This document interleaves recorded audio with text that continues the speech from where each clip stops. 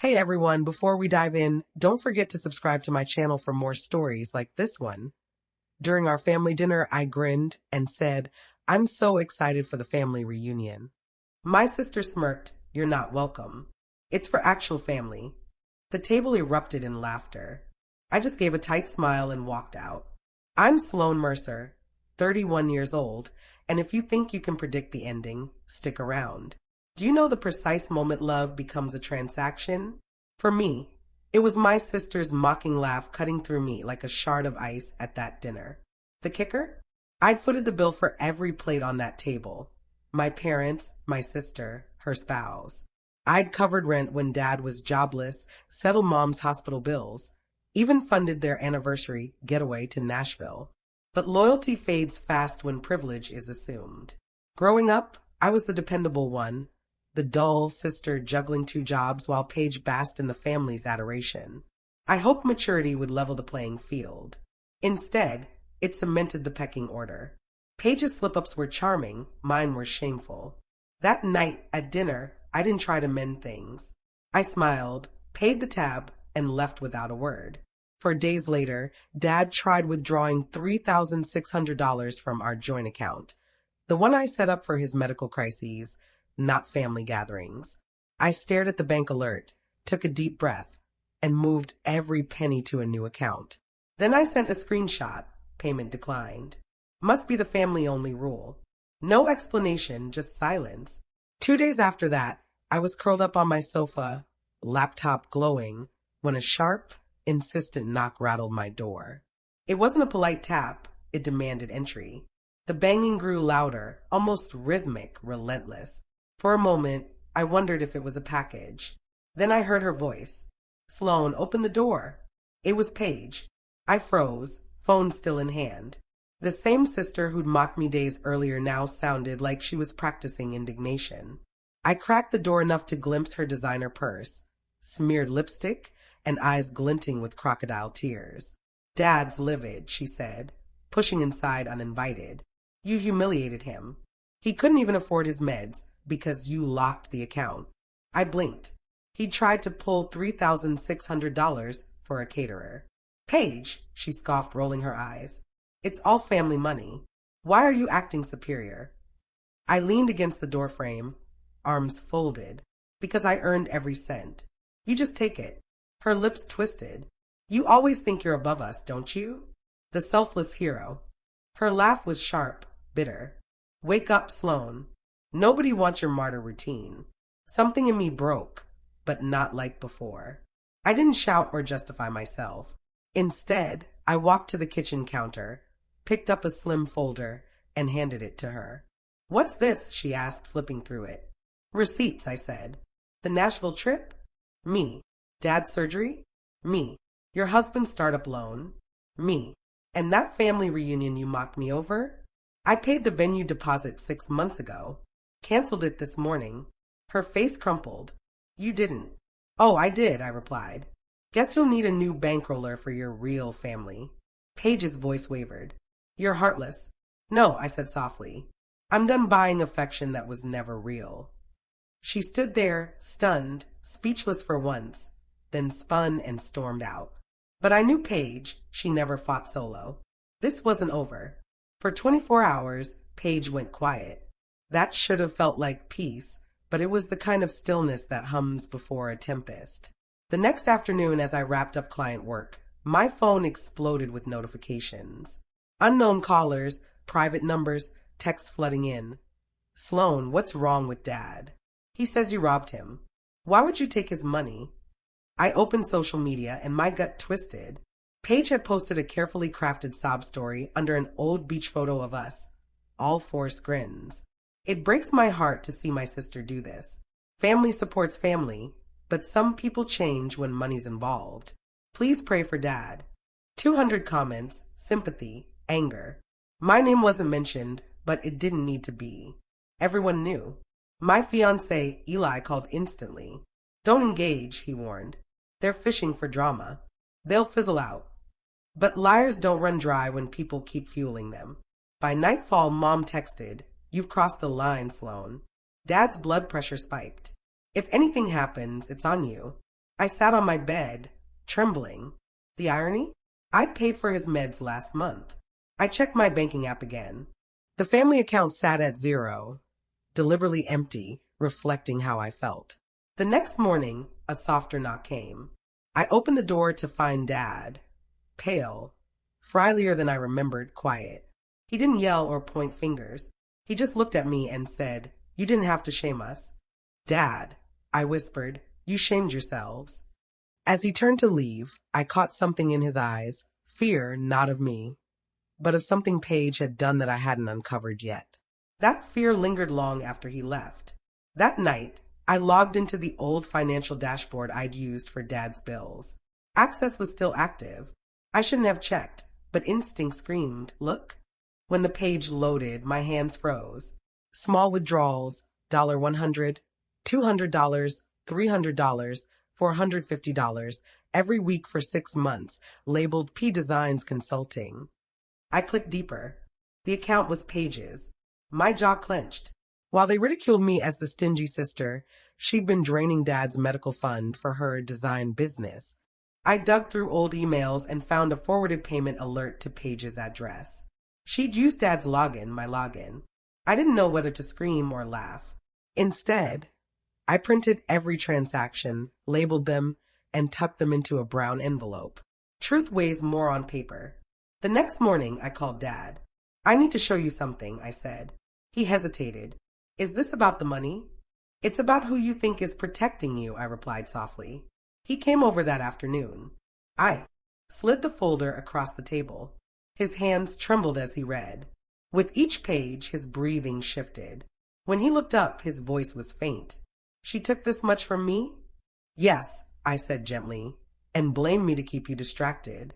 He stared at the floor, realization clouding his eyes. "I let her turn me against you." I nodded. "You didn't let her, Dad. You trusted her." "So did I." He whispered, almost to himself, "What now?" I looked at the open envelope and said something I should have years ago. That night, I couldn't sleep. Dad's broken voice echoed in my mind. Part of me wanted to call Paige and unleash decades of buried pain. But the steadier part, the woman who'd stopped chasing love, knew yelling wouldn't heal what her actions had hollowed out. Instead, I opened my laptop and organized a file. Every screenshot, transaction, date, message, neatly labeled. Evidence. At 8 a.m., I called Grace Collins, my lawyer, who'd helped me untangle my business from the family years ago. She listened silently, then asked, "Ready to make this official?" "Yes," I said, "but not for vengeance. For accountability." By noon, Grace had drafted a fraud affidavit and emailed the records to Dad. He'd need to verify the losses. It was his account. When he called later, his voice shook. "I signed it, Sloan. I can't believe it. My own daughter." I didn't say me neither. Some truths cut too deep to echo. 2 days later, Paige returned, pounding on my door again. I didn't open it. Through the glass, she yelled, "Think you're clever, turning Dad against me?" Her voice cracked, and for a moment I saw the kid who'd steal my crayons and hide behind Mom. But then she snarled, "You'll pay for this," and the memory shattered. That night, I sent the case file to the local authorities.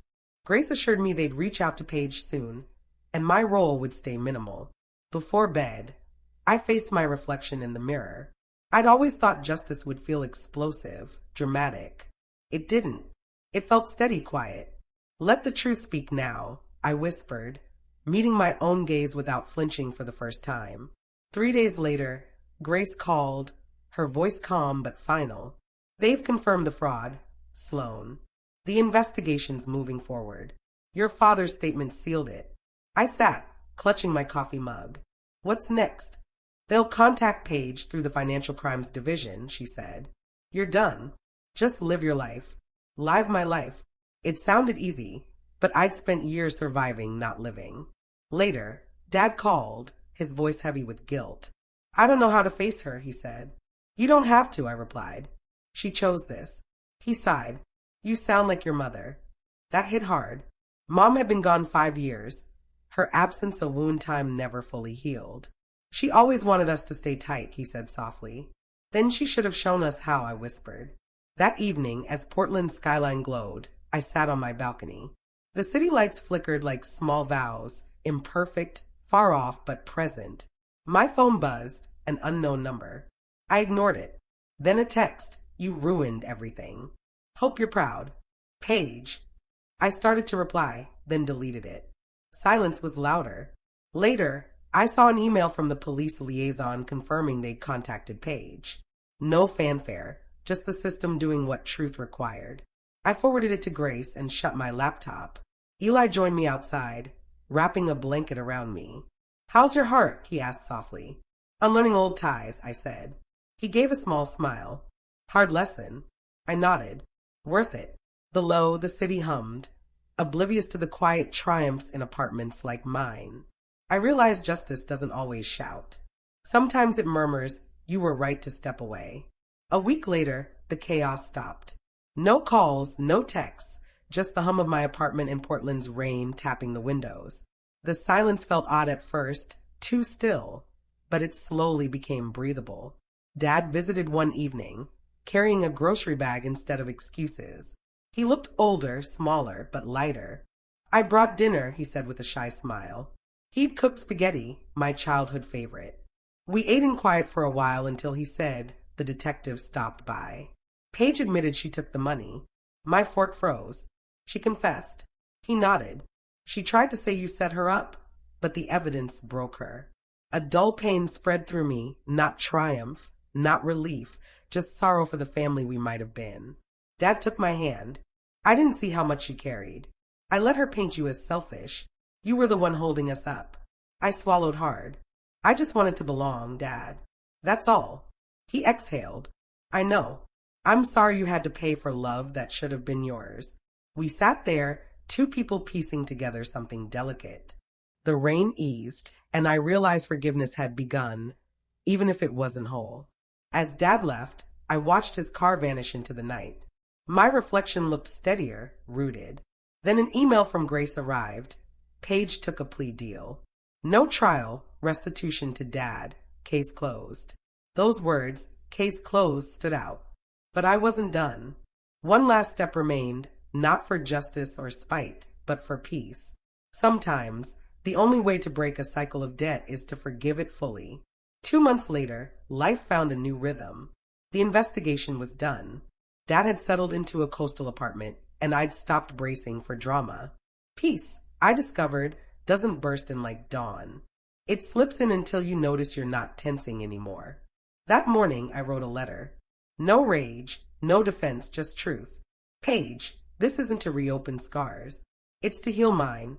You stole money, but the real pain was how easily you cast me as the villain. This isn't punishment. It's release for both of us. I forgive you, but forgiveness isn't forgetting. It's refusing to carry this anymore. Sloan." I sealed it and mailed it to her last address. Not for her, but for me. That evening, Dad called from the coast. "You okay?" he asked. "I am," I said, meaning it. He chuckled. "You always were the tough one." "No," I said. "I just stopped apologizing for my strength." After we hung up, I sat by my window, rain falling gently. My mind drifted to that family dinner, their laughter ringing in my chest. I'd felt so small leaving, so alone. But that version of me, the one who stayed silent for peace, was gone. Now, the silence was mine. I checked my banking app. Balance stable. No one else's name tied to it. I smiled, closed the laptop, and whispered, "Guess I'm finally in the real family." Just me. I turned off the lights, locked the door, and let the rain sing my triumph. This wasn't about revenge. It was about claiming the peace I'd earned.